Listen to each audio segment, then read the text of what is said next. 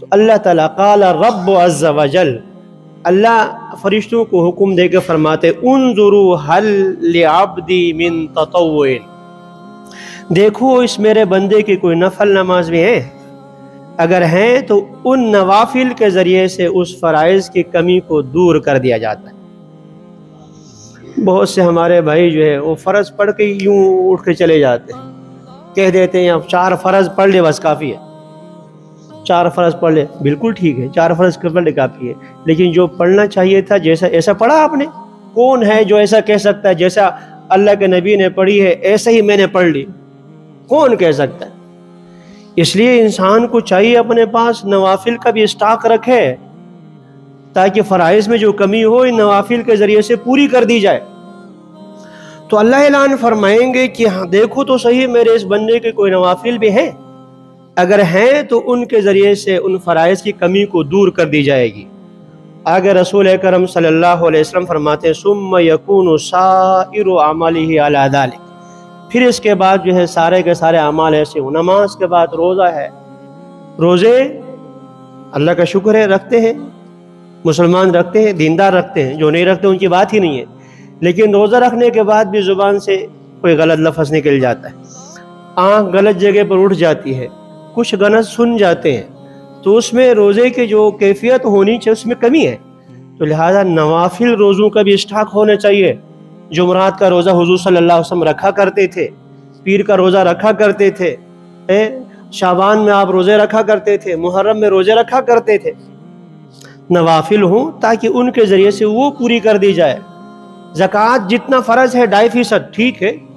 لیکن 2.5% ادا کرنے میں ممکن ہے کہیں حساب میں دکان میں کچھ اونچ نیچ ہو گئی ہو، تو نوافل صدقے کا بھی اسٹاک ہونا چاہیے تاکہ اس کمی کو دور کر دیا جائے۔ رسول اکرم صلی اللہ علیہ وسلم کا ارشاد ہے یہی۔ اور ایک راوی ہے وہ فرماتے ہیں بالاغانہ، ہمیں یہ بات صحابہ کرام سے پوچھی ہے جس کے نماز اگر کمزور نکل آئی، نماز میں اگر وہ ناکام ہو گیا تو دوسرے اعمال کا حساب ہی نہیں لیا جاتا، بس ناکام قرار دیا جاتا۔ کچھ مضامین ہوتے ہیں لازمی اور کچھ مضامین جو ہے اختیاری ہوتے ہیں، جو لازمی مضمون میں ناکام ہو گئے وہ ناکام شمار ہوتا۔ تو فرمایا کہ ہمیں صحابہ کرام سے یہ روایت پہنچی ہے جو نماز میں ناکام ہو جائے تو دوسرے اعمال کا حساب ہی نہیں، بس ناکام قرار دیا جاتا۔ اس لیے ضروری ہے کہ نماز کی حفاظت کریں۔ اور فاروق اعظم رضی اللہ تعالیٰ عنہ نے جب آپ خلیفہ بنے تو سب سے پہلا خط جو آپ نے تمام گورنروں کو لکھا، ان اہم امرکم عندی صلاۃ، میرے نزدیک تمہارا سب سے اہم کام نماز ہے۔ فمن حفظ وحافظ علیہا حفظ دینہ، جس نے نماز کی حفاظت کی اور اس کی محافظت کی، نماز کی حفاظت جیسا پڑھنا چاہیے ایسے پڑھ لیا، یعنی نماز تکبیر تحریمہ سے لے کر سلام پھیرنے تک، اور محافظت کا معنی یہ وقت پر پڑھنا اور اہتمام سے پڑھنا، مرد ہے تو مسجد میں جا کر جماعت کے ساتھ پڑھنا، اس کا اہتمام کر لینا، اور 1-2 دن نہیں ہمیشہ کے لیے اس کے مداومت اختیار کر لینا، یہ ہے محافظت۔ اگر ایسا ہے تو اس نے اپنے دین کو محفوظ رکھا۔ فمن ضیعہا فہو لما سواہا اضیع، اگر جس نے نماز کو ضائع کر دی وہ دوسرے کوئی کام وہ ٹھیک نہیں کر سکتا، سارے کے سارے ضائع کر دے۔ رسول اکرم صلی اللہ علیہ وسلم مسجد میں تشریف فرمائے، فدخل رجل، ایک صاحب جو مسجد میں داخل ہو گئے، فصلی، 2 رکعتیں وہ پڑھ کر آیا، فسلم، رسول اکرم صلی اللہ علیہ وسلم کے پاس آ کر سلام کیا، فرد علیہ، آپ نے جواب دیا، پھر اس کے بعد حضور نے فرمایا قم فصلی فإنک لم تصلی، اٹھ جاؤ جا کر دوبارہ نماز پڑھ کے آؤ، تم نے نماز پڑھی ہی نہیں۔ وہ جا کر پھر 2 رکعتیں پڑھ کر آیا، السلام علیکم یا رسول اللہ، آپ نے دوبارہ فرمایا وعلیکم السلام،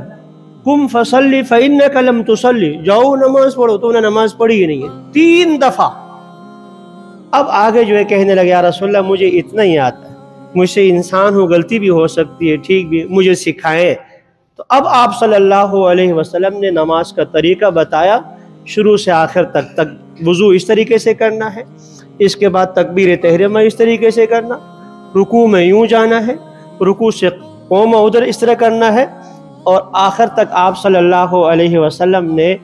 طریقہ بتایا۔ اور آپ صلی اللہ علیہ وسلم نے ارشاد فرمایا صلو کما رأیتمونی اصلی، ایسے نماز پڑھو جیسے تم لوگ مجھے پڑھتے ہوئے دیکھ رہے ہو۔ تو جو نماز رسول اکرم صلی اللہ علیہ وسلم کے طریقے کے مطابق ہوگی وہی کامیاب ہوگی، وہی جو ہے وہ اللہ کے ہاں مقبول ہوگی۔ تو میں عرض کر رہا تھا چند ایسی چیزیں